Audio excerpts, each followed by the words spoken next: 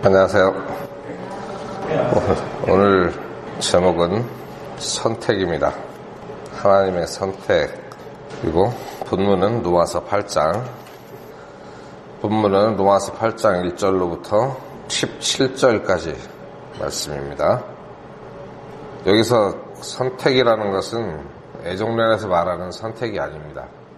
그리고 하나님께서 아브라함을 선택하신 것과 같은 그런 선택이 아닙니다.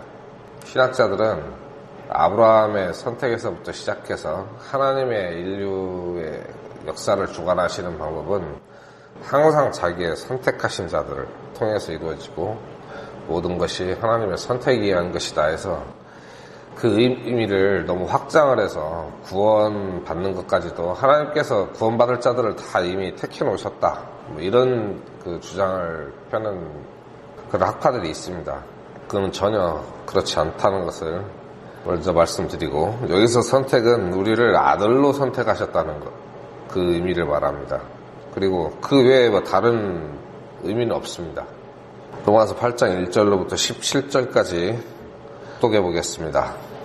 그러므로 이제 그리스도 예수님 안에 있는 자들에게는 정죄함이 없나니 그들은 육신을 따라 걷지 아니하고 성령을 따라 걷느니라. 이는 그리스도 예수님 안에 있는 생명의 성령의 법이 죄와 사망의 법에서 나를 해방시켰기 때문이라. 율법이 육신으로 말미암아 연약하여 능히 하지 못하는 것을 하나님께서는 하셨나니 곧 자신의 아들을 죄 많은 육신의 모양으로 보내시고 또 죄로 인하여 육신 안에서 죄를 정하셨느니라. 이것은 육신을 따라 걷지 아니하고 성령을 따라 걷는 우리 안에서 율법의 의의가 성취되게 하려 하심이니라. 육신을 따르는 자들은 육신의 일들을 생각하거니와 성령을 따르는 자들은 성령의 일들을 생각하나니 육신적으로 생각하는 것은 사망이요 영적으로 생각하는 것은 생명과 평안이니라. 육신적인 생각은 하나님의 법에 복종하지 아니할 뿐 아니라 참으로 그리 할 수도 없으므로 하나님과 원수되는 것이니라. 그런즉 이와 같이 육신 안에 있는 자들은 하나님을 기쁘게 할 수 없느니라. 그러나 너희 안에 하나님의 영께서 거하시면 너희가 육신 안에 있지 아니하고 성령 안에 있나니 이제 어떤 사람에게 그리스도의 영이 없으면 그는 그분의 사람이 아니니라. 또 그리스도께서 너희 안에 계시면 몸은 죄로 인해 죽었으나 성령은 의로 인해 생명이 되시느니라.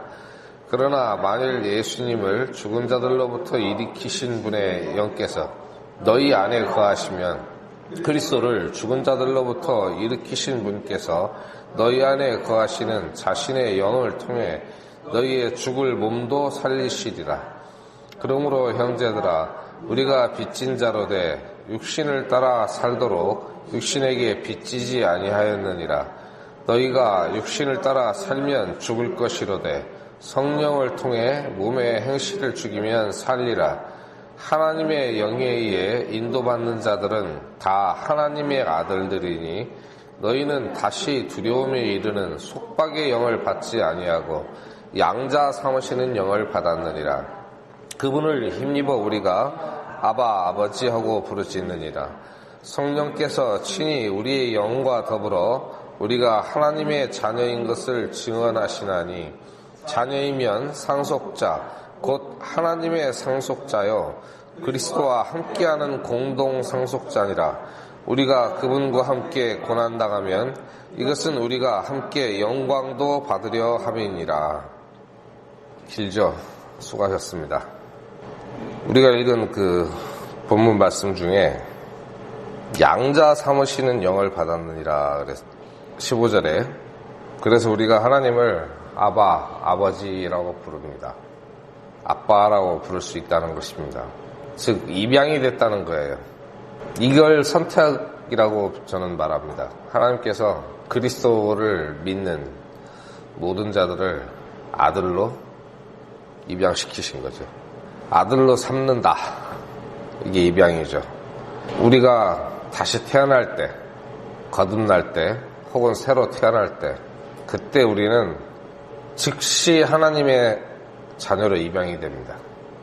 요한복음 1장 12절 13절 말씀에 보면은 이 선택의 범위를 알 수 있습니다. 하나님께서 어떻게 우리를 선택하시는가?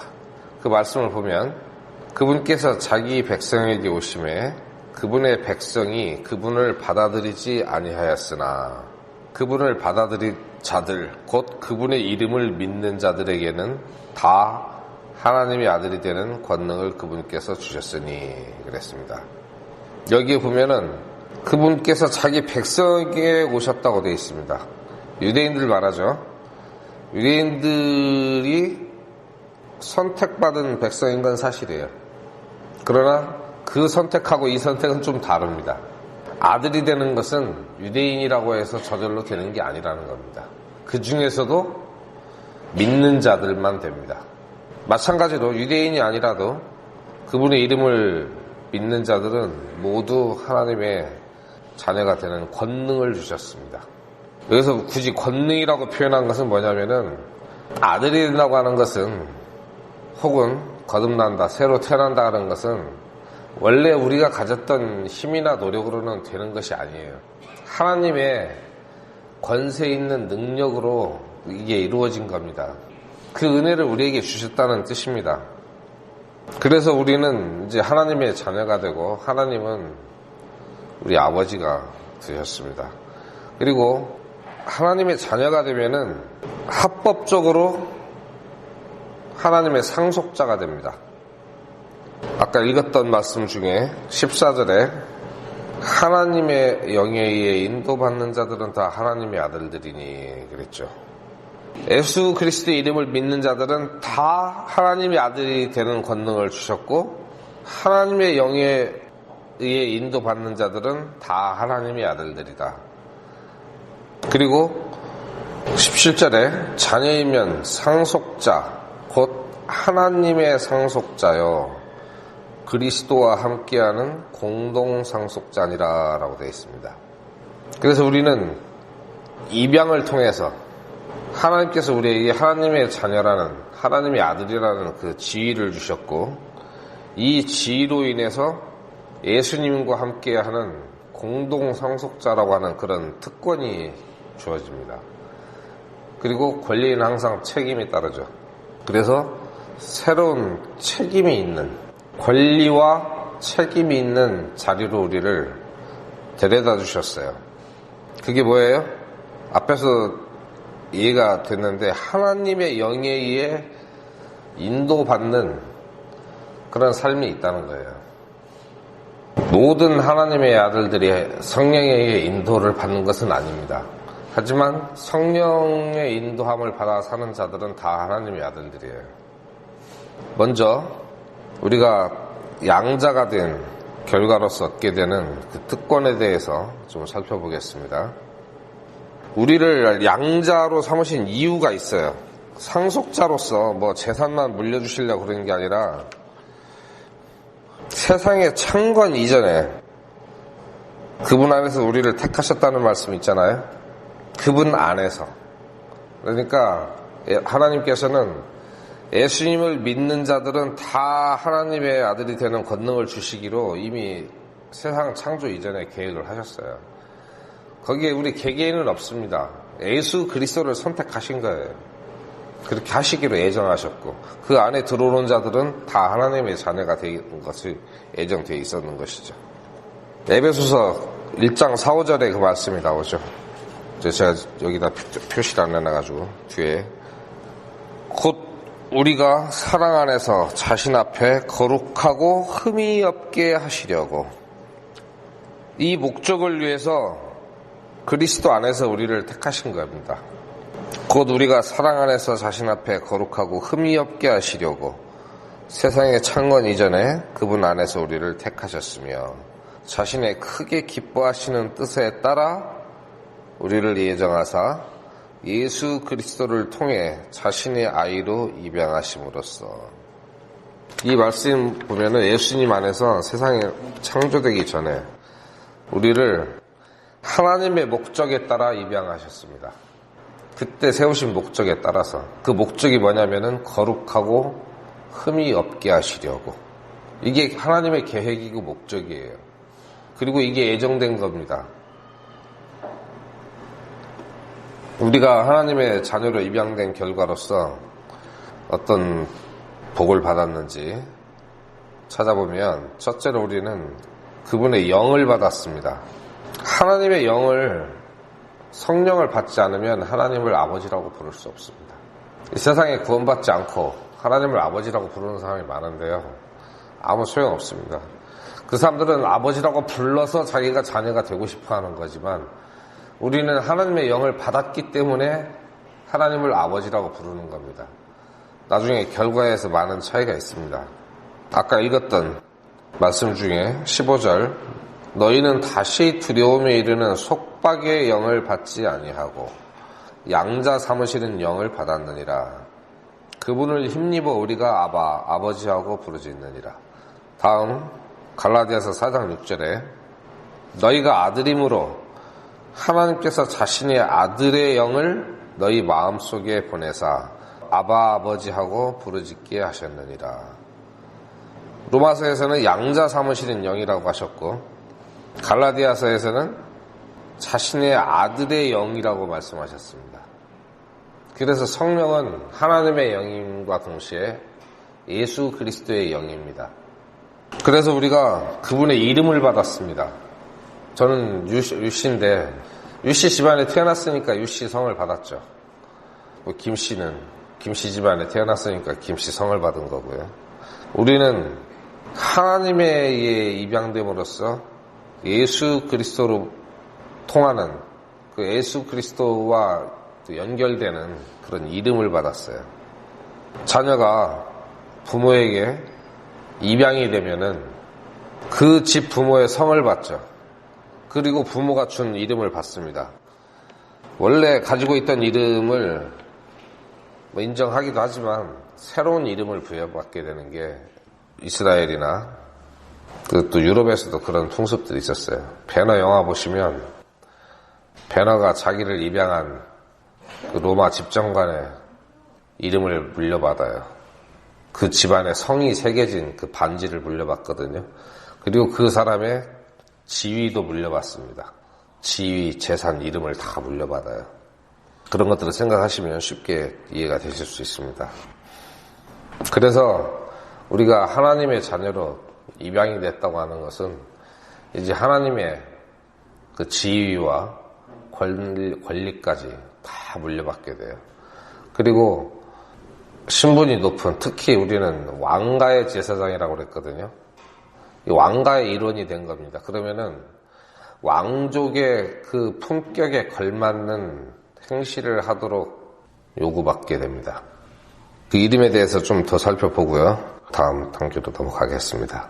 에베소서 3장 14절로 15절에 보면, 이런 까닭에 내가 우리 주 예수 그리스도의 아버지 곧 하늘과 땅에 있는 온 가족에게 이름을 주신 분께 무릎을 꿇고 비노니. 하늘과 땅에 있는 온 가족, 이것은 전 인류를 말씀하는 건 아닙니다. 하늘과 땅에 있는 온 가족은 성도들을 말하는 거예요. 그러면 이 성도들에게는 무슨 이름이 주어졌느냐? 옛날에는 모르겠지만 적어도 교회 시대에 있어서만큼은 성경에서 우리가 찾아볼 수 있습니다. 사도행전 11장 26절에 바나바가 바울을 데려온 그 이후의 이야기입니다. 그를 만남에 안디옥으로 그를 데려오니라. 그들이 만 1년 동안 그 교회와 함께 모이며 많은 사람들을 가르쳤는데 제자들이 안디옥에서 처음으로 그리스도인이라 불리니라. 이 그리스도인이라는 말은 세상 사람들이 붙여준 이름이에요. 그런데 어떻게 불렸습니까? 그리스도인이라. 그리스도의 사람이라는 뜻입니다. 이 말은 이방인들이 붙여준 이름이지만 예수 그리스도를 믿는 사람들을 통칭하는 이름이 되었어요. 한국말로 하면은 쉽게 하면 예수쟁이라는 뜻이에요. 맨날 성경만 보고 입만 열면 예수님에 대해서 이야기하는, 그리고 예수님의 명령을 따라 사는 사람들, 그 사람들 보니까 저 예수쟁이구나. 그 뜻이에요. 하지만 이 이름은 단순히 그리스도인들을 구분하거나 조롱하는데 쓰는 이름이 아니라 성도들을 상징하는 이름이 되었습니다. 베드로전서 4장 16절에 그럼에도 어떤 사람이 그리스도인으로 고난을 받으면 그는 부끄러워하지 말고 도리어 이 일로 인해 하나님께 영광을 돌리라. 사도가 성도들이 그리스도인으로 불리는 것을 합당하게 여기고 있어요. 그리고 예수 그리스도를 믿는 사람들을 그리스도인이라고 하는 데 있어서는 이방인과 사도가 같은 의견을 가지고 있습니다. 그리고 로마의 그 귀족들, 이런 사람들도 우리를 그리스도인이라고 불렀어요. 그래서 거의 그리스도인이 될 뻔한 사람도 있죠.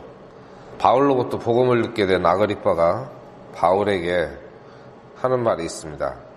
그때 아그리빠가 바울에게 이르되 네가 나를 설득하여 거의 그리스도인이 되게 하는도다 하매. 이 무슨 말이에요? 깜빡 내가 넘어갈 뻔했다. 너 때문에. 그런 말이죠. 그리스도인이 되었으면 참 좋았겠지만 이 사람은 거의 그리스도인이 될 뻔했어요. 그래서 그리스도인이라는 그 이름, 원래 하나님께서는 우리에게 그리스도를 주셨어요. 그것을 우리에게 그 이름을 주셨다고 말씀하는 거예요.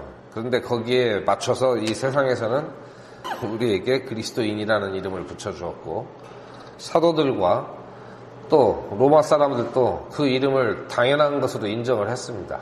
그래서 우리는 하나님으로부터도 그 이름을 받았고 세상으로부터도 그리스도인이라는 이름을 받은 그런 사람이 된 거예요. 근데 원래 그 주신 분은 하나님이십니다. 하나님께서 예수 그리스도를 우리에게 주셨기 때문에 우리가 그런 이름을 받게 된 것이죠. 아까 읽었던 본문 말씀 조금 옆으로 가서 로마서 8장 29절에 보면 이런 말씀이 있습니다. 그분께서는 자신이 미리 아신 자들을 또한 예정하사 자신의 아들의 형상과 같은 모습이 되게 하셨나니 하는 말씀이 있어요. 우리가 예수 그리스도를 믿고 성령께서 우리를 믿음의 세계로 인도하시고 그래서 거듭나고 하나님의 아들이 될 때에 우리 마음에 성령님이 들어오시고 그때부터 바로 일을 시작하십니다. 우리 안에 들어오셔서 무슨 일을 하시냐면은 우리를 예수님의 모습으로 바꾸어 주시는 그 일을 시작을 하세요. 우리를 변화시키기 시작한다는 겁니다. 29절에 보면은 하나님의 계획은 우리를 예수님과 같게 하는 거예요. 그 말씀에 그렇게 돼 있잖아요. 자신이 미리 아신 자들을 또한 예정하사 전치 미리 알고 계셨어요. 그 알고 계신 사람들을 어떻게 하기로 예정하셨냐면은 아들의 형성과 같은 모습이 되게 하셨나니. 이것은 애초에 시작부터 이렇게 하시려고 우리를 구원하신 거예요. 이게 하나님의 계획이고 하나님의 목적이에요. 이것을 위해서 하나님께서 많은 계획을 예정하셨어요. 구원 받을 사람들을 예정하신 것이 아니라 구원 받은 사람들을 하나님의 아들과 같은 모습이 되도록 예정하셨다는 겁니다. 그리고 구원 받을 사람들은 알고 계셨죠. 선택하신 게 아니라 그냥 알고 계셨을 뿐이에요. 오히려 더 큰 선택이 아들을 믿는 자마다 누구든지 그 선택의 범위가 훨씬 더 은혜롭습니다. 구원 받을 자들만 미리 선택하셨다는 그런 이론보다는 그 아들의 이름을 믿는 자는 다가 무슨 뜻인지 아시죠?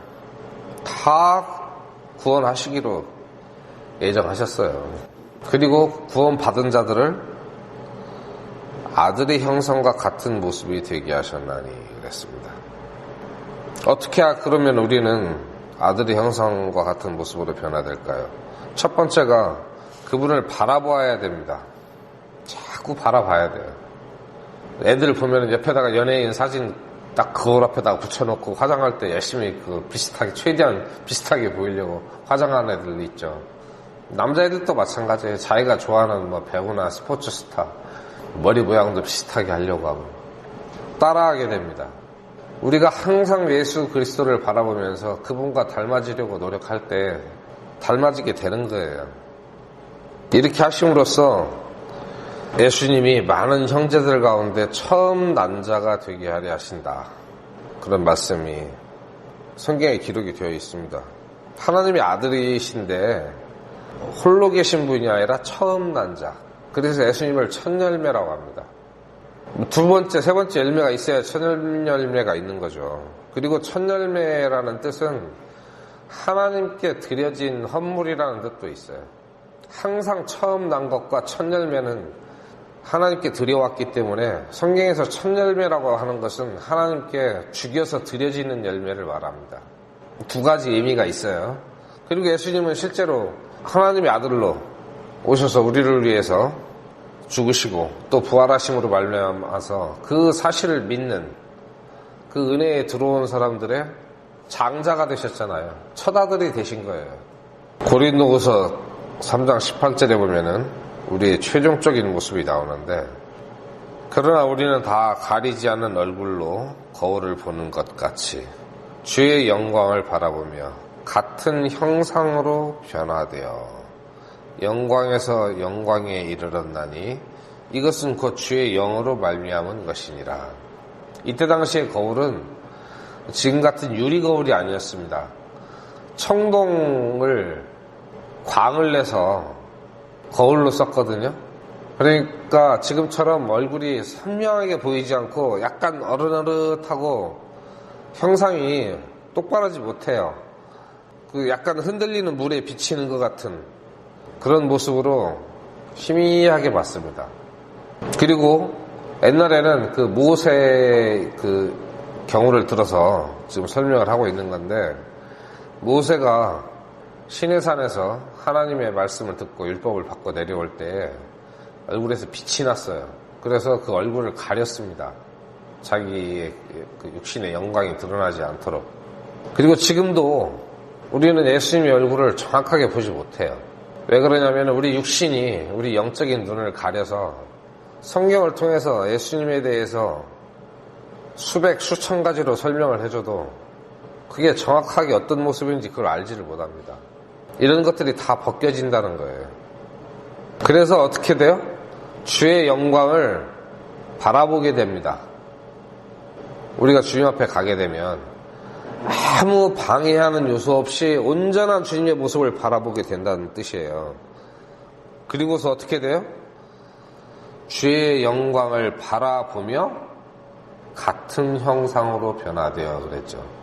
주님의 모습을 정확하게 알면 알수록 닮기 좋다는 의미로 저는 생각을 해요. 그때 가면은 당연히 그렇게 변화되겠지만은 이 세상에 살면서 주님의 형상과 같은 모습이 돼야 되겠는데 주님의 형상을 알아야지 닮죠. 지금은 닮고 싶어도 몰라서 못 닮는 사람들도 많아요. 어떤 게 진정한 주님의 모습인지 알지를 못하는 거예요. 그걸 알아야 돼요. 애들이 연예인 사진 거울 옆에다 붙여놓고 닮으려고 노력하는 것처럼. 근데 우리한테는 그런 사진이 없단 말이에요. 지금 능력도 없지만. 그런데 닮을 능력이 있다고 하더라도 어떻게 생겼는지 알아야지 닮을 거 아닙니까? 그러나 우리가 휴거 때가 되면 주님 앞에 가면 주님의 영광을 직접 눈으로 보고 뭐 수건으로 가린 것도 없고 흐릿한 거울 같은 모습도 아니고 똑바로 바라보게 된다는 거예요. 온전한 모습을.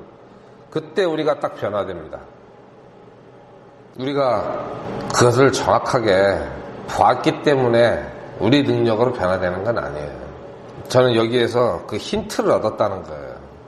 우리가 주님을 닮는 방법 중에 하나가 주님의 영광을 볼 때 닮을 수 있겠구나 하는 그런 생각을 하게 됐다는 거예요. 그래서 어떻게 됩니까? 영광에서 영광에 이르렀나니. 우리가 구원받은 것도 이미 영광인데 이제 더 큰 영광에 들어가게 되는 거죠. 이것은 곧 주의 영으로 말미암은 것이니라. 우리 안에 계신 주님의 영이 이것을 이루어 주실 겁니다. 그러면 지금도 우리 안에 계신 주님의 영이 이걸 이루지 못하실까요? 그때는 외모까지, 우리 몸의 형태까지 다 바뀌게 되는 거지만 우리 영은 주님의 모습을 아는 만큼 닮을 수 있어요. 그리고 자기가 원한다면, 원하지 않으면 닮을 수가 없죠. 요한일서 3장 2절에도 그런 말씀이 있습니다. 사랑하는 자들아, 이제 우리는 하나님의 아들들이니라. 우리가 앞으로 어떻게 될지는 아직 나타나지 아니하였으되 그분께서 나타나시면 우리가 그분과 같게 될 줄 아노니. 그 이유는, 이게 굉장히 중요한 이유입니다. 우리가 그분께서 계신 그대로 볼 것이기 때문이라. 주님께서 나타나시면 우리가 그분과 같게 될 줄을 안다. 그 이유는 뭐냐?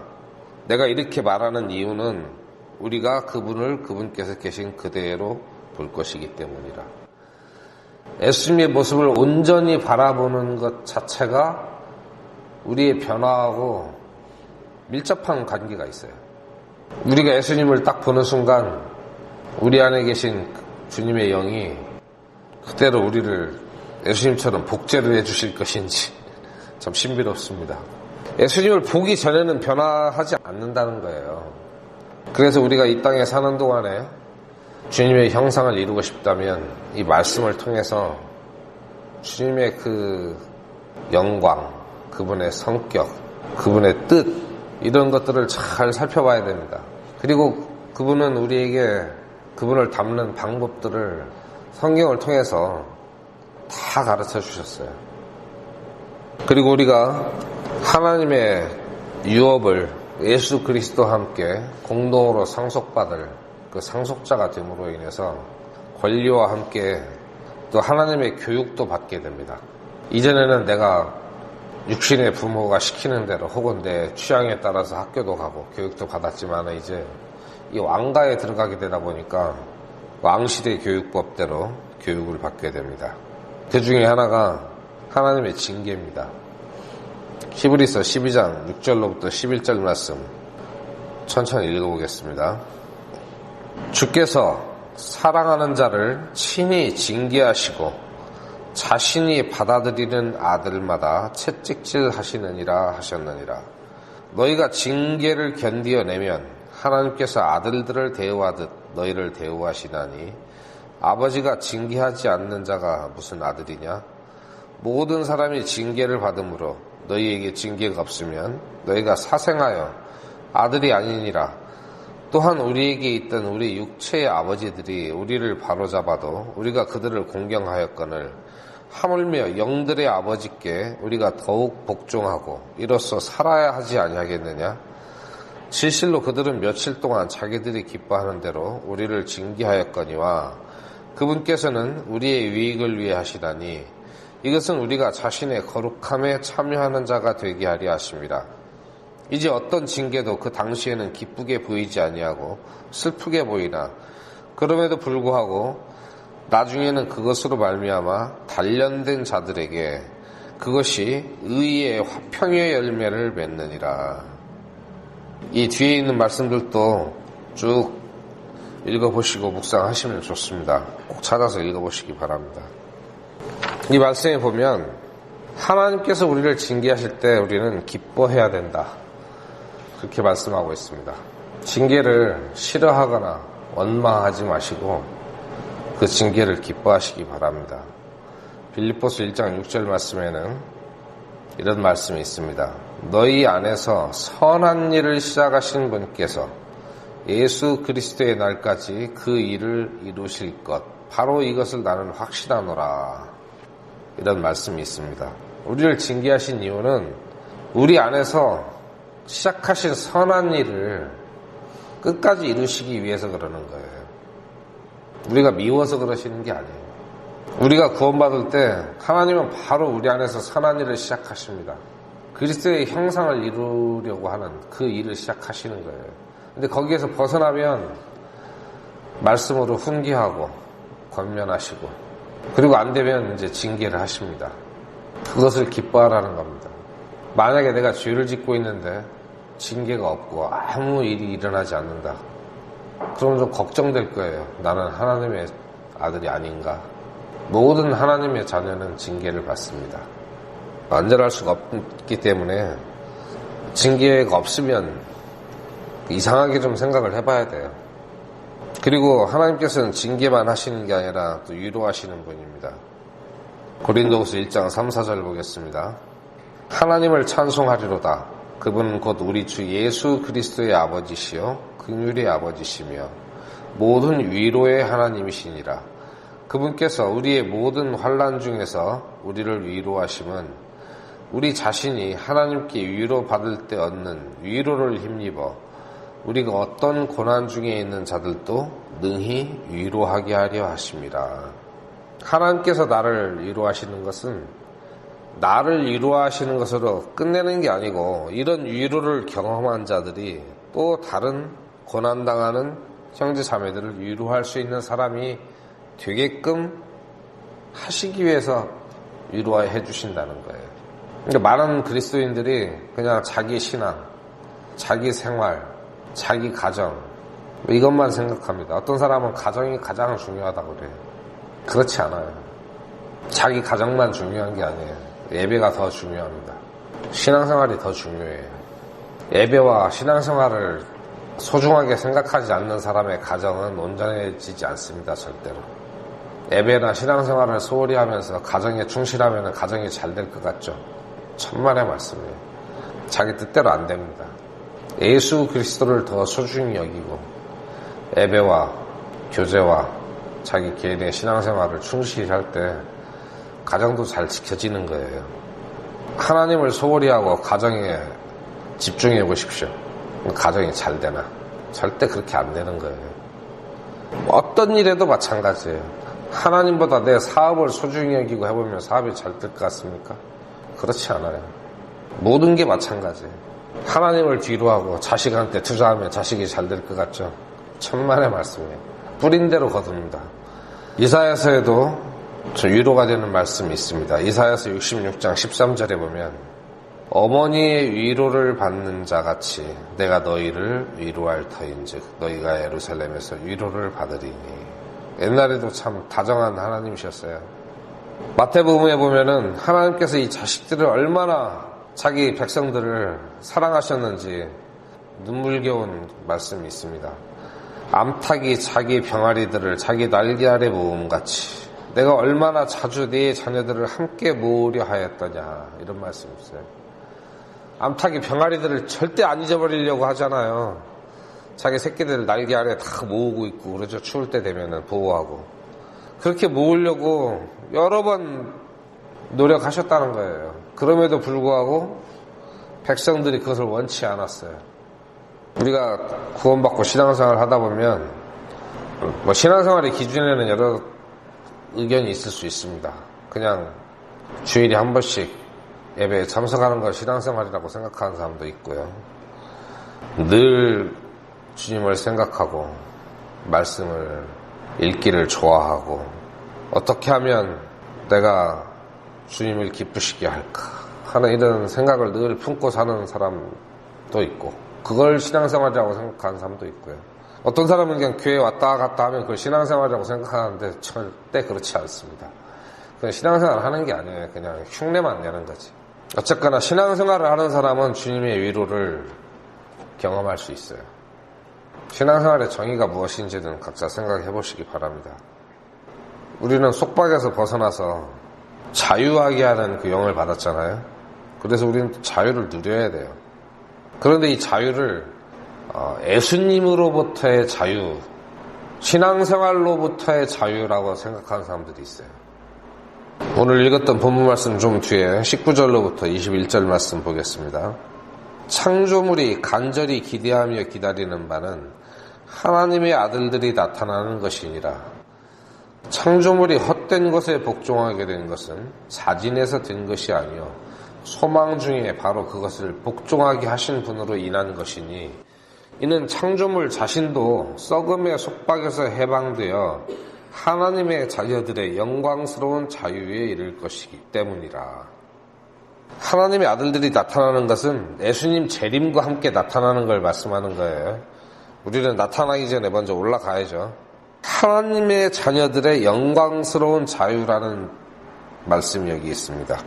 우리의 자유는 교회의 스케줄로부터의 자유를 말하는 게 아니에요. 그게 어떻게 영광스러울 수 있어요? 교회에 예배가 있고 교제가 있는데 거기서 벗어나서 놀러 갔어요. 딴 데 갔어. 그게 영광스러운 자유입니까? 육신의 자유죠. 이 자유는요, 온 창조물들이 갈망하는 그런 자유예요.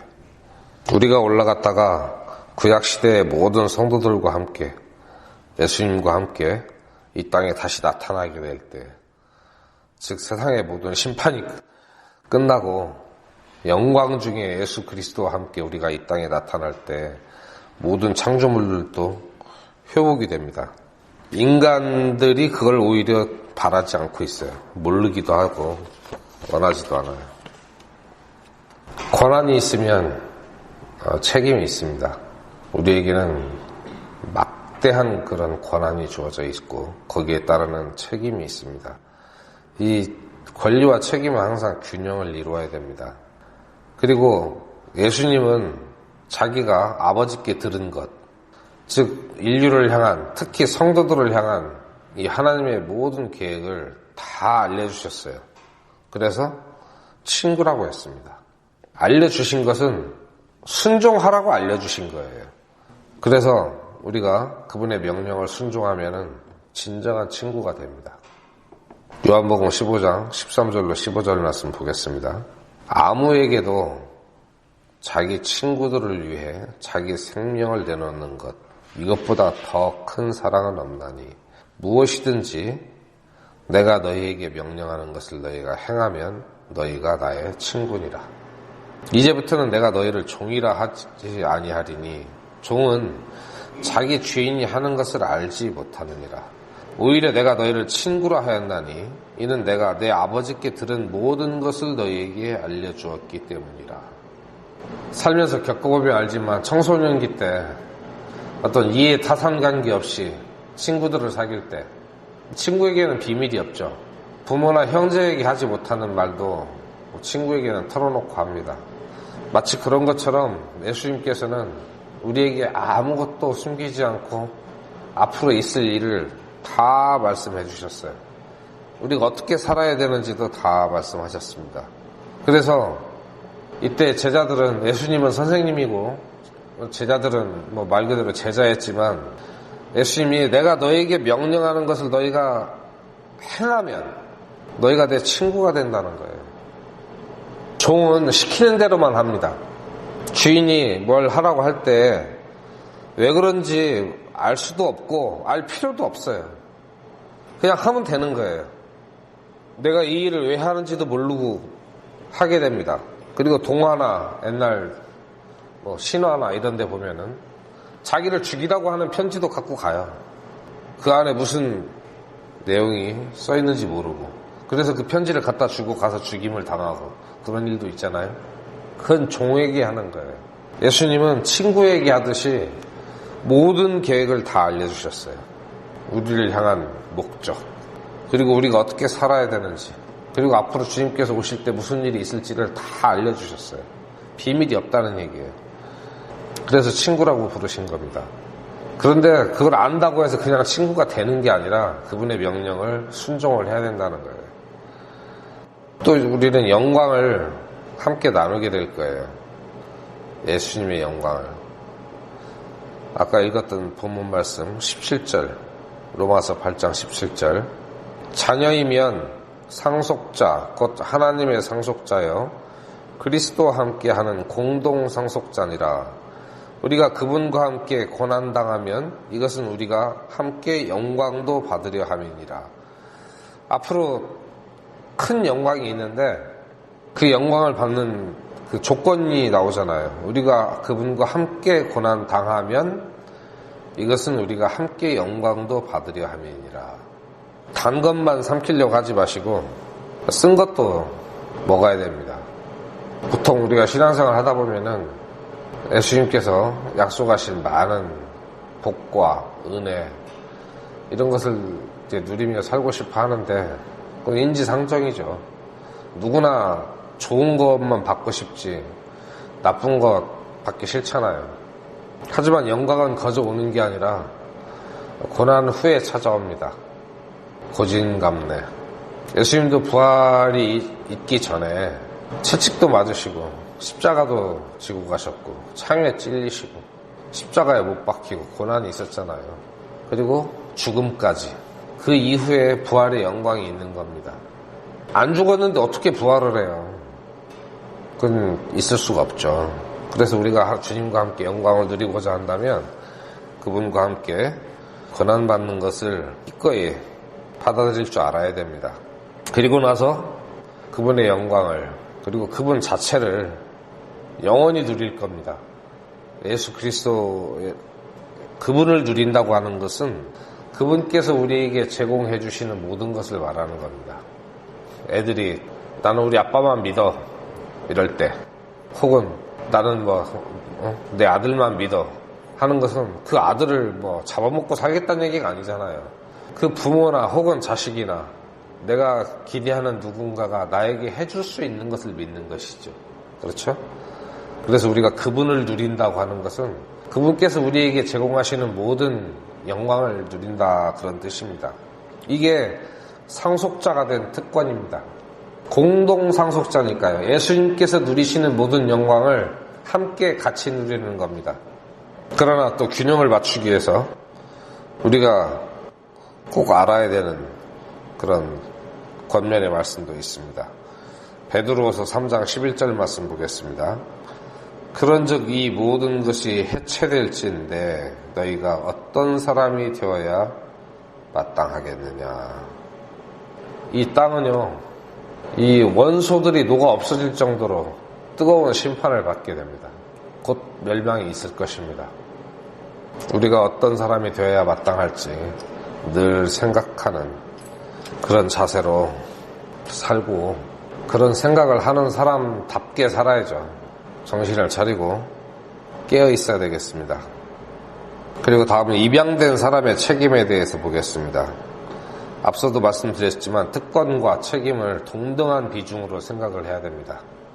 많은 영광과 아주 조그마한 책임이 따르는 그런 일은 없습니다. 많은 영광에는 많은 책임이 따릅니다.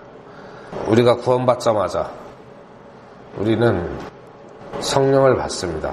그 영이 슬퍼하지 않도록 조심하시기 바랍니다. 에베소서 4장 30절 찾아보겠습니다. 하나님의 거룩한 영을 슬프게 하지 말라. 그분으로 말미암아 너희가 구속의 날까지 인되었느니라. 거창한 게 아니에요. 우리가 삶 속에서 지켜야 될 많은 그 명령들이 있습니다. 이것을 잘 지키면 주님께서는 기뻐하시고 안 지키면 슬퍼하십니다. 이게 우리가 늘 의식하고 살아야 되는 겁니다. 우리 안에 성령이 계시다.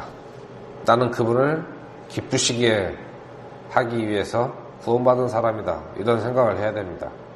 성령을 슬프게 하지 마시기 바랍니다. 그리고 우리는 예수님의 이름을 받았습니다. 사도행전 9장 15절, 그리고 디모데후서 2장 19절, 사도행전 5장 41절, 이 세 군데 말씀을 찾아보겠습니다. 그리스도의 이름을 받았는데 사도행전 9장 15절에 보면 그러나 주께서 그에게 이르시되 네 길로 가라. 그는 이방인들과 왕들과 이스라엘 자손 앞에서 내 이름을 전하기 위해 내가 택한 그릇이니라. 그 다음 디모데후서 2장 19절입니다. 그럼에도 불구하고 하나님의 기초는 확고히 서 있고 거기에는 주께서 자신의 백성인 자들을 아시느니라 하며 또 그리스도의 이름을 부르는 자마다 불법에서 떠날지어다 하는 글이 담긴 이 봉인이 있느니라. 그리스도의 이름을 부르는 자마다 불법에서 떠날지어다. 다시 사도행전 5장 41절 말씀 보면 그들은 자기들이 그분의 이름으로 인해 수치당하는 일에 합당한 자로 여겨진 것을 기뻐하며 공의 앞을 떠나니라. 우리는 그분의 이름을 받았기 때문에 그 이름과 관련해서 할 일이 몇 가지 있는데 여기서 지금 세 가지 언급하고 있습니다. 그 이름을 전해야 됩니다. 그리고 그분의 이름을 부릅니다. 불법을 저지르면서 그 이름을 부르면 안 되겠죠. 그분의 이름을 부르는 사람들이에요. 그리고 불법에서 떠납니다. 다음은 그분의 이름으로 인해서 수치나 고난을 당하는 것을 기뻐합니다. 이게 이름에 대한 책임이에요. 주님의 이름을 받았으면 최소한 이 세 가지 정도는 기억하시고 살아야 됩니다. 그분의 이름을 전하고 그분의 이름을 부르고, 즉 불법에서 떠난 의로운 삶을 사는 것을 말합니다. 우리가 예수님 큰 소리로 외쳐 부르는 것보다 주님의 명령에 따라서 의롭게 사는 게, 그게 더 명예롭게 주님의 이름을 부르는 겁니다. 그리고 그분의 이름으로 수치당하는 것을 기쁘게 여기는 것. 이게 우리가 그분의 이름을 받은 그 영광과 그 영광에 따르는 책임입니다. 그 다음은 우리는 그분의 형상을 따르는 사람입니다. 요즘은 그 도자기 실습하는 이런 공방들이 많이 생겼어요. 그래서 그 흙으로 그릇 만드는 그런 실습 같은 걸 많이 해볼 수가 있는데, 우리는 그 토기장이 손에 있는 진흙과 같습니다. 진흙이 자기의 형상을 자기가 결정하는 게 아니에요.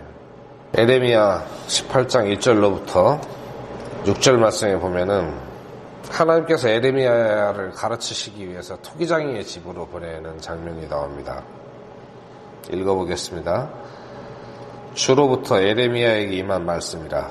이르시되 일어나 토기장이의 집으로 내려가라. 내가 거기서 너로 하여금 내 말들을 듣게 하리라 하시기에 내가 토기장이의 집으로 내려갔더니 보라, 그가 물레 위에서 물건을 만드는데 진흙으로 만든 그릇이 토기장이의 손에서 훼손되매, 이에 그가 다시 그것으로 다른 그릇을 만들되 토기장이가 보기에 좋은 대로 그것을 만들더라. 그때 주의 말씀이 내게 임하니라. 이르시되 주가 말하노라. 온 이스라엘의 집아, 내가 이 토기장이같이 능히 너희에게 행하지 못하겠느냐? 보라, 온 이스라엘의 집아, 진흙이 토기장이의 손에 있는 것 같이 너희가 내 손에 있느니라. 이 토기장이가 동그란 그릇을 만들고 싶은데 진흙이 자기가 네모난 그릇이 되고 싶어요. 그게 됩니까? 안 되죠. 서로 의지가 있어서 자기 스스로 각을 잡는다고 쳐요. 그럼 어떻게 되겠어요? 그럼 손바닥으로 탁 때려서 다시 뭉쳐가지고 다시 물레에다 올려놓고 동그랗게 만들 거 아니에요. 토기장이가 원하는 대로 하겠다는 거예요. 모양을 만들다가 이렇게 안 되면 어떻게 해요? 때리겠죠. 탁 때려서 모양을 잡죠. 다시 돌리거나. 그래도 안 되면 어떻게 해요? 반죽을 새로 합니다. 완전히 바닥에다가 내리쳐가지고 그 다음에 주물러서 완전히 반죽을 새로 해서 토기장이가 원하는 그릇을 만듭니다. 이 진흙 반죽은 절대 자기가 원하는 모양대로 될 수가 없어요. 토기장이가 원하는 대로 돼야지만이 완성된 작품이 되는 거예요. 토기장이가 원하는 모양이 나오지 않으면 몇 번 다시 부서지고 뭉개지고 진이겨져서 반죽이 된 다음에 다시 또 물레 위에 올라가서 재작업을 하는 과정을 거쳐야 돼요. 토기장이가 원하는 모습이 될 때까지. 근데 문제는 이 진흙이 의지가 있다는 거예요. 자기 생각이 있어요. 그래서 고생하는 거예요. 주님의 뜻에 그냥 맡기면 되는데 절대 안 맡기죠. 내 생각이 더 위대해. 그래서 말씀을 안 따르고 불순종하게 됩니다. 그러면 자기 뜻대로 될 것 같죠? 절대로 안 돼요. 그래서 고생하는 거예요. 많은 어리석은 그리스도인들이. 계속 반죽만 하고 있어요. 일생 동안. 언제 그릇이 돼요? 언제 쓸모있는 그릇이 될 건지 한번 생각을 해보세요. 나는 아직 반죽이 되고 있는 중인지, 간장종지라도 돼갖고 지금 쓰임을 받고 있는 건지, 그릇인지 국그릇인지, 아직 반죽되고 있는 그릇은 쓸 수가 없어요. 이사야서 64장 8절 말씀에도 같은 말씀이 있습니다. 그러나 오 주여, 이제 주는 우리 아버지시니이다. 우리는 진흙이요 주는 우리의 토기장이시오니 우리는 다 주의 손으로 지으신 것이니이다. 우리는 진흙입니다. 원래 흙으로 만드셨잖아요. 그래서 때때로 하나님께서 우리를 대하시는 방법은 우리가 생각하기에 때때로는 좀 고통스러운 방법도 있어요. 하지만 그것이 주님께서 우리를 미워하셔서 그러는 게 아니라 우리의 유익을 위해서 그렇게 하신다는 거예요. 아까 찾았던 로마서 8장 28절에 보시면 우리가 알거니와 하나님을 사랑하는 자들 곧 그분의 목적에 따라 부르심을 받은 자들에게는 모든 것이 합력하여 선을 이루느니라. 그분의 목적이 뭐예요? 우리 안에서 그리스도의 형상을 이루는 겁니다. 그리고 마지막 날에 우리가 주님을 뵐 날에는 100% 똑같은 형상으로 변화시킬 거예요. 그 목적을 위해서 모든 것이 합력합니다. 이 세상의 법, 때로는 대통령도 쓰죠. 정치가들, 그리고 세계 정세, 우리 직장, 교회, 뭐가 됐든지 내 친구가 됐든 뭐가 됐든 모든 것이 합력해서 뭐를 하냐면은 하나님의 목적을 이루기 위해서 일을 하는 거예요. 그 과정에서 징계도 있을 수 있어요. 하나님의 위로도 있습니다. 그래서 어떤 때는 너무 감사하고 하나님의 품이 정말 따뜻하고 위로가 되는데 어떤 때는 아파요. 그 모든 것이 내 안에서 그리고 주님께서 계획하신 그 목적, 구원받은 그리스도인 자기 자녀들을 모두 주님의 형상과 같게 만드는 그 목적을 위해서 합력을 하는 것입니다. 내가 사업이 잘 되라고 합력하는 게 아니에요. 말씀들을 많이 오해하시는데 우리를 그리스도의 형상을 담게 하는 그 일을 위해서라면 이 세상의 모든 것이 합력해서 일하도록 하십니다. 그래서 우리는 그분의 징계를 좀 기대를 해야 돼요. 말씀을 좀 아는 분들은 뭔가 내가 잘못한 게 있는데 징계가 없으면 좀 불안하지 않나요? 히브리서 12장 11절 말씀 보겠습니다. 이제 어떤 징계도 그 당시에는 기쁘게 보이지 아니하고 슬프게 보이나 그럼에도 불구하고 나중에는 그것으로 말미암아 단련된 자들에게 그것이 의의 화평의 열매를 맺느니라. 이것은 내가 세상에 살면서 무슨 큰 잘못을 했을 때 이럴 때만 말하는 건 아니에요. 모든 일에 징계가 있습니다. 그리고 죄의 만찬에 관한 말씀에서도 경고의 말씀이 있어요. 그리고 또 위로도 있습니다. 그 죄의 만찬에 관한 말씀에 쭉 보면은 한번 찾아볼까요? 고린도전서 11장 31절로 32절에 만일 우리가 우리 자신을 판단하려 하면 판단을 받지 아니하려니와 우리가 판단을 받으면 우리가 주께 징계를 받았나니 이것은 우리가 세상과 함께 정죄를 받지 아니하게 하려 함이라. 우리가 우리 스스로 판단하고 조심하면 우리가 주님의 판단을 받지 않습니다. 이해되시죠? 우리가 말씀에 따라서 우리 스스로 삼가하고 우리 자신을 판단하고 조심하고 그러면은 주님께서 따로 그 사람을 판단하실 일이 없어요. 자기 스스로 고치니까. 그런데 만약에 그렇지 않아가지고 우리가 하는 일에 판단을 하지 않고, 즉 이게 옳은 건지 그른 건지 분별도 하지 않고 아무 판단도 하지 않고 혹은 잘못한 사람을 봐도 선생님 그러지 마세요, 이러지도 않고 그냥 내버려 둬요. 그러면은 주께 징계를 받는다고요. 우리가 우리를 스스로 판단하지 않으면 혹은 자신을 스스로 판단하지 않으면. 하지만 그것은 우리가 세상과 함께 정죄를 받지 아니하기 위한 은혜라는 거예요. 이런 일 중에 보면은 이 죄의 만찬에 관한 말씀이 있어요. 이 죄의 만찬은 24절에 고린도전서 11장 24절에 뭐라고 되어 있냐면 감사를 드리신 뒤에 그것을 떼시고 이르시되 받아서 먹어라. 이것은 너희를 위하여 찢긴 내 몸이니 나를 기억하여 이것을 행하라 하시고. 우리가 죄의 만찬에서 먹는 빵은 예수님의 몸을 상징하는 겁니다. 그리고 25절에 저녁 식사 뒤에 또 그와 같은 방식으로 잔을 집으시고 이르시되 이 잔은 내 피로 세우는 새 상속 언약이니 너희가 그것을 마실 때마다 나를 기억하여 이것을 행하라. 예수님의 피를 상징하는 거라고 되어 있잖아요. 피로 세우는 새 상속 언약. 그런데 우리가 빵을 먹고 포도즙을 마시고 하는 그 이유는 예수님의 죽으심을 기념하는 거예요. 그런데 27절에 그러므로 누구든지 주의 이 빵과 이 잔을 합당하지 않게 먹고 마시는 자는 주의 몸과 피에 대하여 죄가 있으리로다. 오직 사람이 자기를 살피고 그 뒤에 그 빵을 먹고 그 잔을 마실지니 땅하지 않게 먹고 마시는 자는 주의 몸을 분별하지 못하고 자기를 위하여 정죄를 먹고 마시느니라. 이런 까닭에 너희 가운데 약한 자와 병든 자가 많고 잠자는 자도 많도다. 만일 우리가 우리 자신을 판단하리 하면 판단을 받지 아니하리니와. 만일 다음 32절 우리가 판단을 받으면 우리가 주께 징계를 받았나니 이것은 우리가 세상과 함께 정죄를 받지 아니하게 하려 함이라. 이 모든 경고의 말씀과 33절 말씀이 연결되어 있어요. 그러므로 그랬죠. 그러므로 내 형제들아 너희가 먹으려고 함께 모일 때 서로 기다리라. 만일 누구든지 시장하거든 집에서 먹을지니 이것은 너희가 함께 모여 정죄에 이르지 아니하게 하려 함이라. 남은 일들은 내가 가서 질서 있게 세우리라.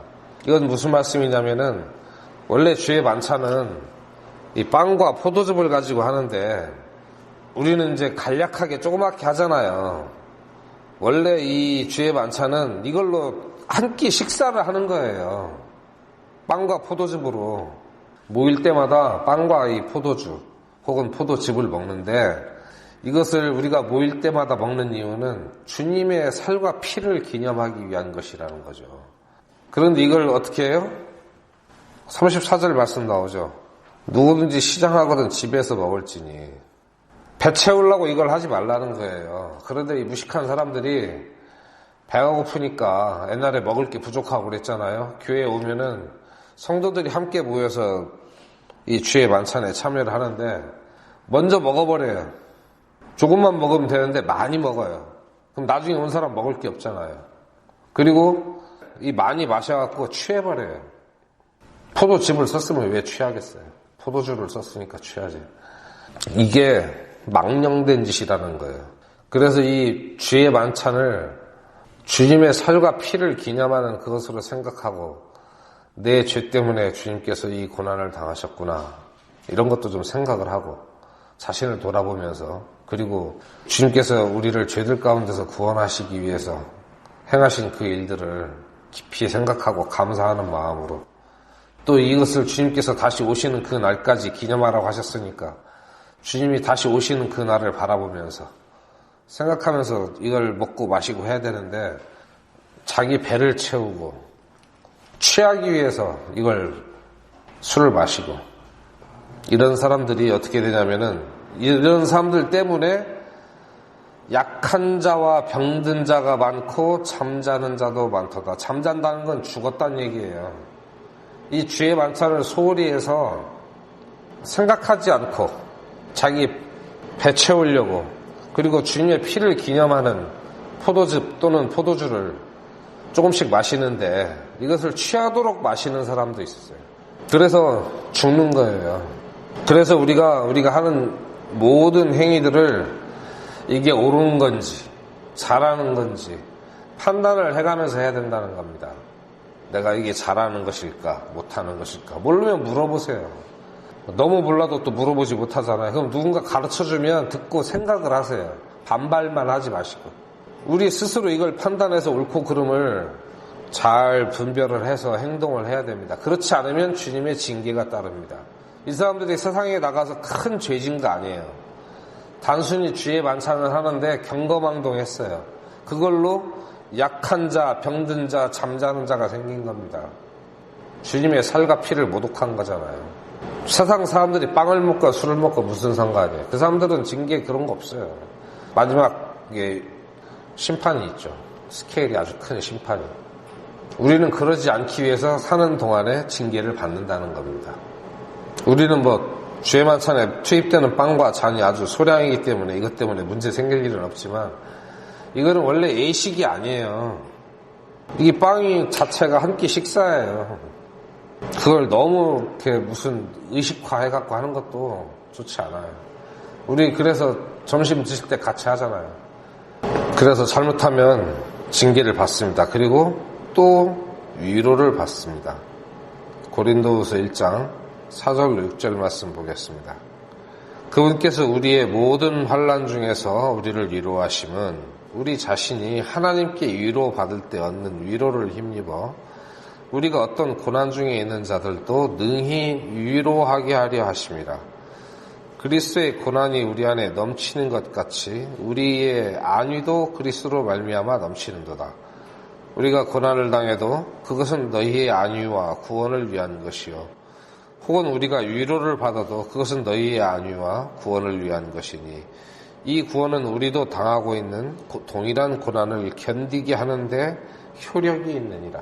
사도들은 구원받은 것, 그것에 대한 그 감사함으로 모든 고난을 다 견뎌냈는데 그 가운데 하나님의 위로가 또 함께 하셨다는 거예요. 그리고 이 위로는 왜 이렇게 나를 위로하시느냐, 너만 위로받는데 그치지 말고 그런 고난을 당하는 다른 성도들을 또 위로하라고 우리에게 그 하나님의 위로를 경험하게 해주시는 거라는 겁니다. 말씀에 그렇게 돼 있죠. 그분께서 우리의 모든 환난 중에서 우리를 위로하심은 우리 자신이 하나님께 위로받을 때 얻는 위로를 힘입어 우리가 어떤 고난 중에 있는 자들도 능히 위로하게 하려 하십니다. 내가 위로받는 것으로 끝나면 안 되고 그 경험을 다른 그리스도인에게 나눠줌으로 인해서 그 사람도 위로받을 수 있게 하기 위해서 우리를 위로하신다는 거예요. 그래서 하나님의 은혜는 나를 통과해서 나가야 되는 거예요. 다른 사람에게까지. 나만 받고 끝나면 안 돼요. 나만 받고 그냥 아이고 감사합니다 하고 그냥 자기에게서 끝내고 내 가정에서 끝내고 이러면 안 된다는 거예요. 거기에서 멈추지 말고 또 나와 같은 고난을 받고 있는 그런 다른 그리스도인에게 이 위로를 전달을 해야 된다는 거예요.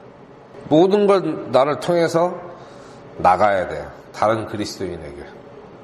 뭘 받으면 나한테만 쌓아놓고 자기 집에만 쌓아놓고 그러면은요, 이게 배가 뒤집어지듯이 한번 뒤집어집니다. 너무 무거워서. 그러면 어떻게 돼요? 다 쏟아내는 수가 있어요, 한 번에. 다음 히브리서 10장. 좀 긴데 이게 한번 읽어봐야 됩니다. 히브리서 10장 25절부터 39절까지 보겠습니다. 히브리서 10장 25절부터 39절까지. 어떤 사람들의 습관과 같이 우리 함께 모이는 일을 폐하지 말고 서로 권면하되 그날이 다가옴을 너희가 볼수록 더욱 그리하자. 우리가 진리에 관한 지식을 받은 뒤에 고의로 죄를 지으면 다시는 죄들로 인한 희생물이 남아있지 아니하고 대적들을 삼킬 심판과 불같은 경로에 대하여 두렵게 기다리는 어떤 일만 남아있느니라. 모세의 율법을 멸시한 자도 두세 증인으로 인해 긍휼을 얻지 못하고 죽었거늘 하물며 하나님의 아들을 발로 밟고 자기를 거룩히 구별한 언약의 피를 거룩하지 아니한 것으로 여기며 은혜의 영께 무례히 행한 자가 당연히 받을 것으로 생각되는 형벌은 얼마나 더 극심하겠느냐. 너희는 생각해보라. 원수 갚는 일은 내게 속하였으니 내가 갚아주리라.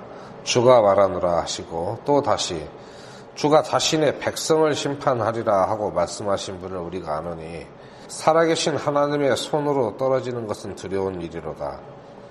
그러나 너희가 조명을 받은 뒤에 고난의 큰 싸움을 견디어냈던 이전의 날들을 회상해보라.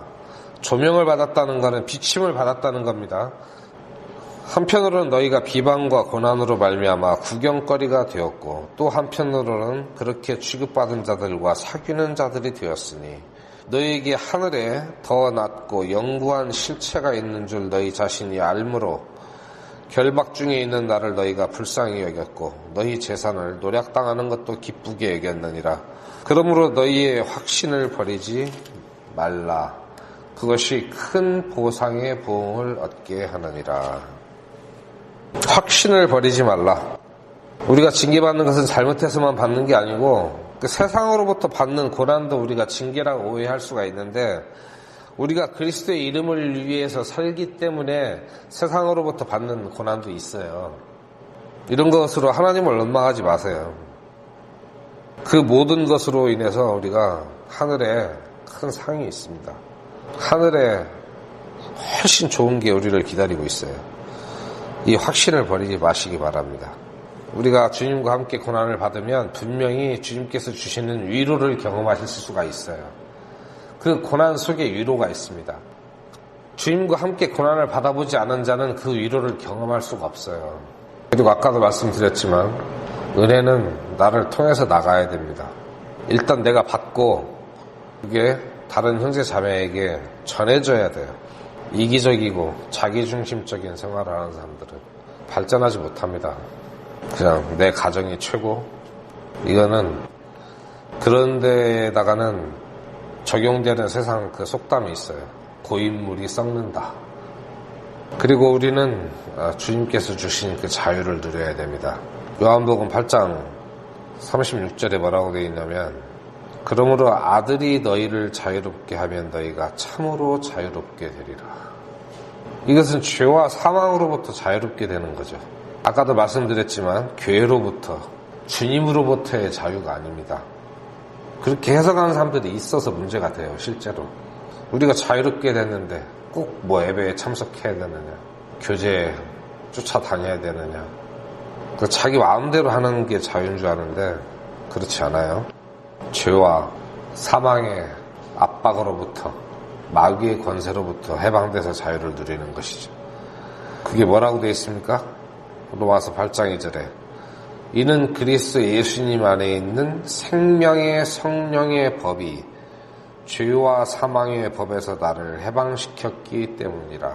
우리는 생명의 성령의 법에 통제를 받습니다. 그게 다른 말로 뭐라고 되어 있냐면 자유하는 법이라고 되어 있어요. 자유의 법. 개역에는 자유의 율법이라고 되어 있습니다. 같은 뜻이에요. 이 자유하게 하는 율법이 뭐냐? 생명의 성령의 법이에요. 그런데 나사로가 무덤에서 나올 때 손발이 묶인 채로 그냥 나왔거든요. 이 사람이 걸어 나온 게 아니에요. 그냥 무슨 SF 영화에 나오는 것처럼 그냥 나온 거예요. 붕 떠서. 생각을 해보세요. 땅바닥에 질질 끌면서 나오게 하셨겠어요, 예수님께서? 그냥 묶인 채로 그냥 나온 거예요. 이 사람은 옆에 있는 사람들이 풀어줘야 돼요. 미이라 아시죠? 미이라. 붕대로 이렇게 감아놓은 거. 한국말로 염 했다고 하잖아요. 염. 한국 사람들은 뭐 8개 마디인가? 이게 묶지만은 이 사람들은 붕대로 칭칭 감아버려요. 그거를 풀어주어서 다니게 하라고 명령하셨어요. 처음 구원받은 사람들은 이 상태예요. 시체를 묶었던 붕대 있잖아요. 이것은 그 사람이 진정한 자유를 누리지 못하게 합니다. 죽음에서는 벗어났는데 살아났으니까 산 사람답게 살아야 되잖아요. 그걸 풀어줘야 돼요. 그래야지 그 사람이 제대로 살 수 있어요. 근데 그것을 그 붕대에 묶여있는 거를 편안하게 생각하면 안 됩니다. 그걸 풀으려고 하면은 싫어하는 사람들이 있어요. 근데 그 붕대에서 시체 썩은 냄새가 난다는 걸 몰라요. 그 사람은. 본인 자신은. 이미 그 냄새에 너무 익숙하기 때문에 그걸 풀어줘야 돼요. 그리고 그게 힘들어요. 시체 썩는 냄새 나는 붕대를 풀어주는데 편하겠어요? 냄새가 아주 지독한 사람도 있고 이 향유를 많이 바르면 그 냄새가 좀 덜 나겠죠. 그걸 거부하면 안 됩니다. 그걸 벗겨내고 새 옷을 입어야죠. 그래야지 진정한 자유를 누릴 수 있습니다. 그것은 우리에게 하라고 시킨 거예요. 주님께서. 그 사람 본인이 하기는 참 어려워요. 본인이 하려면은 글쎄 그게 가능할까요? 누군가가 매듭은 풀어줘야 되겠죠. 매듭을 풀어주고 내리막길에서 계속 떼굴떼굴 구르면 한 100m 정도 굴러가면 그게 다 풀릴 수 있겠지만은 그렇게 하면은 온몸이 만신창이가 됩니다. 옆에 있는 사람이 풀어주는 게 제일 좋은 방법이에요. 그 붕대를 풀어주려고 할 때 자꾸 이렇게 발버둥 치고 그러지 마세요. 일하는 사람이 힘들고 짜증나요. 그럼. 맡기면 형제 자매들이 풀어주도록 맡기면 알아서 잘 풀어줄 건데 근데 꼭 어린아이들이 자기 아기 때 입던 베네저고리 이런 거 20살, 30살 될 때까지 이렇게 잘 때 손에 쥐고 자고 이런 애들 있잖아요. 우리 아들도 지금까지 그 침대에 막 인형들이 많이 있어요. 그런데 구원받기 전에 가지고 있던 못된 습관, 남들이 봤을 때는 이게 순 개똥 철학인데 자기만의 무슨 고상한 철학인 것 마냥 구원받기 전에 습관, 사상 이런 것들을 꼭 잡고 안 놓는 사람들이 있어요. 다 버렸는데 베네저고리 한 조각은 꼭 갖고 사는 그런 애들처럼 썩은 내 납니다. 거기서 빨리 버리세요. 그리고 우리가 그분의 영광을 보기 전에 생각해야 될 게 있습니다. 우리는 그냥 구원받은 죄인이라는 사실이에요. 하나님의 은혜로 죄와 사망의 그 법에서 벗어나서 구원을 받았지만 아직 육신 가운데 있고 우리는 살면서 매일매일 죄를 짓는 그런 존재입니다. 하나님 앞에서 겸손해야 됩니다. 요한계시록을 기록한 그 요한이 기록해놓은 그 말씀이 있어요. 자기에 관한 겁니다. 내가 그분을 볼 때 죽은 자같이 그분의 발 앞에 쓰러지니 그분께서 오른손을 내 위에 얹으시며 내게 이르시되 두려워하지 말라. 나는 처음이요 마지막이니. 우리가 생각할 때 사도들 얼마나 위대한 존재입니까? 대부분 순교하고 순교보다 더 어려운 게 일생 동안 주님 안에서 순종하며 사는 거죠. 이 요한은 참 오래 살았어요. 박해받고 귀양 보내지고 그러다가 주님을 만났습니다. 밤모섬에서 자기가 요한계시록을 받은 그 장면을 이제 기록한 부분이잖아요. 그분을 볼 때 죽은 자같이 그 앞에 쓰러졌다는 거예요. 그분의 영광이 딱 비쳤을 때 정말 나라는 존재는 땅바닥과 동등한 그런 수준이 되는 거예요. 땅바닥이 예수님 발 밑에 있잖아요. 그러니까 발 밑으로 들어갈 수는 없고 그 발 앞에 죽은 자같이 쓰러졌다. 납작 엎드렸다 그 뜻이에요. 예수님을 대하는 우리의 자세라 해야 돼요. 이게 많은 그리스도인들이 너무 건방져요. 그리고 많이 배웠다고 했을수록 예수님을 공경할 줄을 몰라요. 예수님이 지 친구인 줄 알아요. 말끝마다 예수가 어쩌고. 너무 교만하지 않아요?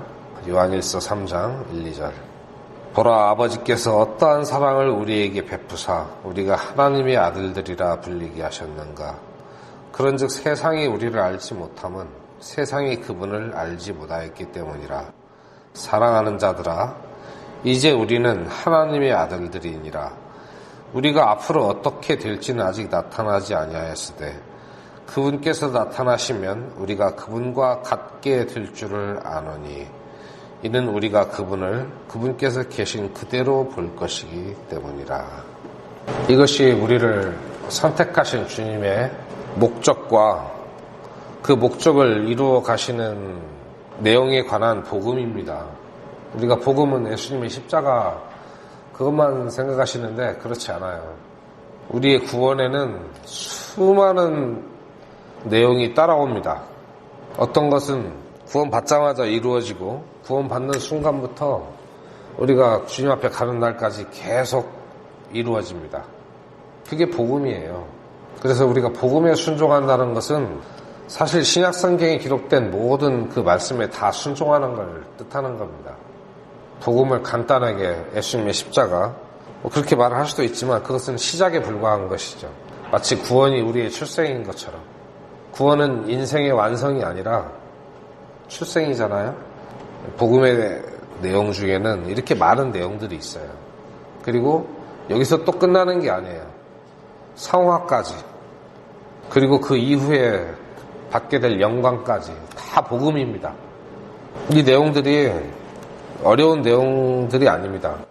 신약 성경에 여기저기에 흩어져 있기 때문에 정리가 잘 안 될 뿐이에요. 근데 할 수 있어요. 성경에 그럼 왜 이런 내용들이 흩어져 있느냐?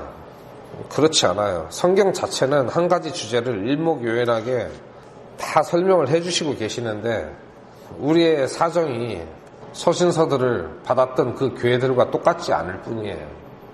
그래서 찾아서 정리를 하는 겁니다. 사도들은 각 교회의 형편에 맞게끔 그리고 나중에 이 서신서들을 보게 될 교회들까지 다 염두에 두고 성령님의 인도 아래 기록된 말씀들입니다. 그래서 복음의 범위를 우리가 좁게 한정짓지 마시고 넓게 보세요. 그리고 우리가 하나님의 자녀가 되었다는 것에는 많은 권리와 또 혜택이 따라오지만 그에 못지않은 책임도 따른다는 것을 명심하시기 바랍니다. 모두가 주님 안에서 성령님을 기쁘시게 하고 우리 안에서 매일매일 그리스도의 형상을 이루어감으로 말미암아서 아버지께서 우리를 선택하신 그 목적에 부합되는 그런 삶으로 우리가 주님과 정말 기쁘게 교제하는 그런 교회가 되기를 바랍니다. 기도하고 마치겠습니다. 은혜로우신 아버지 하나님, 오늘은 주께서 우리를 선택하신 그 목적과 그 의미와 그에 부합하는 삶이 무엇인지 주의 말씀을 통해서 살펴보았습니다. 주 성령께서 항상 우리를 깨어있게 하시고 우리가 살아계신 주의 말씀을 우리 삶 속에서 살아서 역사하는 능력으로 우리의 몸을 통해서 나타나는 그런 삶을 살도록 도와주시옵소서. 말씀의 한 구절 한 구절이 살아계신 주님의 명령인 줄을 알고 그 명령을 무겁게 느끼고 기꺼이 순종할 수 있는 그러한 자세도 가질 수 있게 해주셔서 우리가 그 순종으로 말미암아 정말 주님의 친구라 불리기에 부끄러움이 없는 자녀들이 되게 인도해 주시옵소서. 우리를 사랑하시는 예수님의 이름으로 기도드립니다. 아멘.